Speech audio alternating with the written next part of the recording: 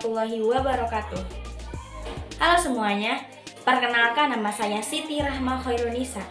Teman-teman, pentingnya pendidikan, khususnya pendidikan agama dalam kehidupan masyarakat, menggugah pemerintah untuk merumuskan tujuan pendidikan nasional yang tertuang dalam Undang-Undang Nomor 20 Tahun 2003 tentang Sistem Pendidikan Nasional, yakni pendidikan nasional berfungsi mengembangkan kemampuan dan membentuk watak serta peradaban bangsa yang bermartabat dalam rangka mencerdaskan kehidupan bangsa, bertujuan untuk berkembangnya potensi peserta didik agar menjadi manusia yang beriman dan bertakwa kepada Tuhan Yang Maha Esa, berakhlak mulia, sehat, berilmu, cakap, kreatif, mandiri, dan menjadi warga negara yang demokratis serta bertanggung jawab.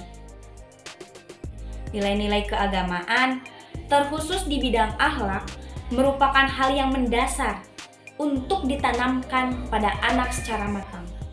Tujuannya supaya anak memiliki perilaku yang terpuji melalui pemberian, pemupukan, pengetahuan, penghayatan, serta pengalaman. Pendidikan akhlak yang berorientasi pada peningkatan kualitas akhlak perlu dijadikan inti dalam pendidikan, terutama dalam hal mengantisipasi segala sesuatu yang tidak diinginkan, seperti krisis akhlak. Apalagi di zaman modern ini, hendaknya seorang anak harus sudah memiliki pengetahuan agama yang matang, agar terhindar dari bencana pendidikan yang begitu banyaknya. Bencana pendidikan tentu ada banyak. Salah satunya adalah bullying.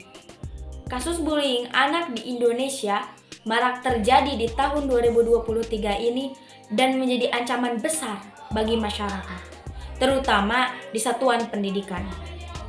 Pasalnya, di awal tahun 2023, FSGI mencatat setidaknya sekitar 6 kasus perundungan anak di satuan pendidikan. Secara rinci, Federasi Serikat Guru Indonesia itu mencatat sepanjang 2 bulan pertama di tahun 2023 terdapat 6 kasus perundungan atau kekerasan fisik dan 14 kasus kekerasan seksual di satuan pendidikan. Belakangan ini juga sempat viral, yaitu tentang satu kasus murid yang membakar sekolahnya. Nah, kira-kira kenapa hal itu bisa terjadi? Menurut berita yang tersebar dari beberapa media televisi, blog terpercaya, juga video-video yang berada di sosial media, latar belakang kasus itu adalah karena siswa yang membakar sekolah tersebut mengalami pembulian oleh teman-temannya dan karyanya disobek oleh gurunya. Kejadian seperti ini harusnya tidak terjadi jika pendidikan agama, terutama akhlak, sudah melekat dalam setiap diri individu. Karena para siswa yang ingin membuli pasti akan ingat bahwa Allah sudah berfirman dalam Quran surat Al-Hujurat ayat 10 dan 11. A'udzu billahi minasyaitonir rajim. Bismillahirrahmanirrahim. Innamal mu'minuna ikhwatun fa aslihu baina akhawaykum wattaqullaha la'allakum turhamun. Ya ayyuhalladzina amanu la yaskhar qaumun min qaum asa an yakunu khairan minhum. Al-ayah. Artinya, sesungguhnya orang-orang mukmin itu bersaudara. Karena itu, damaikanlah antara kedua saudaramu yang berselisih dan bertakwalah kepada Allah agar kamu mendapat rahmat. Wahai orang-orang yang beriman, janganlah suatu kaum mengolok-olok kaum yang lain, karena boleh jadi mereka yang diperolok-olokkan lebih baik dari mereka yang mengolok-olok. Nah, dari ayat itu sudah jelas bahwa seluruh mukmin adalah saudara dan kita jangan sekalipun mengolok-olok suatu kaum atau suatu golongan atau seseorang. Karena boleh jadi seseorang yang kita olok-olok itu lebih baik daripada kita yang mengolok-olok. Pembulian, baik berupa penghinaan, cacian, makian, mengucilkan, kekerasan, dan lain-lain, jelas bukan merupakan akhlak terpuji yang harus dimiliki oleh seorang mukmin. Begitu pula tidak pantas dimiliki oleh seorang pelajar yang menganyam pendidikan. Undang-Undang Nomor 23 Tahun 2002, Pasal 54 menyatakan anak di dalam dan di lingkungan sekolah wajib dilindungi dari tindakan kekerasan yang dilakukan oleh guru, pengelola sekolah, atau teman-temannya di dalam sekolah yang bersangkutan, atau lembaga pendidikan lainnya. Jadi menurut pandangan saya, seharusnya seorang murid tidak pantas diperlakukan demikian oleh lingkungan sekitarnya. Saya tidak bisa membenarkan perilaku pembakaran sekolah itu oleh siswa tersebut, yang jelas-jelas perilaku kriminal. Tetapi, bukankah tidak akan ada api jika tidak ada pemantiknya? Dendam ada dari rasa sakit, dan rasa sakit yang dibiarkan menumpuk akan mendatangkan sosok baru dalam diri yang mungkin akan lebih menyeramkan melebihi monster. Kurangnya bimbingan agama akan menyebabkan kurangnya pula pengimplementasian dalam kehidupan. Jadi seharusnya sekolah lebih ketat dan mementingkan pendidikan agama terutama di bidang akhlak di sekolah, baik pada pendidik maupun peserta didik atau tenaga pendidik lainnya, supaya tidak akan ada lagi bencana pendidikan yang terus-menerus datang, termasuk tentang bullying ini. Mari kita ingat, humiliation need acceptance, so nobody can humiliate us except we accept them.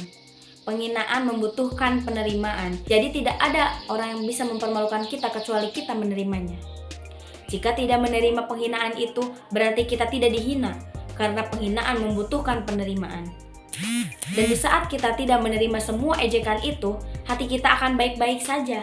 Tidak akan ada yang menyimpan rasa sakit, apalagi dendam. So, balaslah perkataan mereka dengan pembuktian. Pembuktian bahwa kita bisa, pembuktian bahwa kita mampu.